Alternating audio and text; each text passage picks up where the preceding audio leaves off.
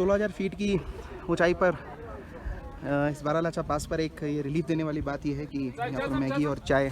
और मोमोज़ अवेलेबल हैं इस मोबाइल शॉप पर, और रीज़नेबल प्राइस पर है। अब इतना दूर 16,000 फीट पर आपको ये सुविधाएं ये दे रहे हैं, और अच्छी बात यह है कि इससे आपको काफ़ी आराम है, क्योंकि सर्दी थोड़ी ज़्यादा है और थोड़ा ऑक्सीजन का भी इशू हो सकता है।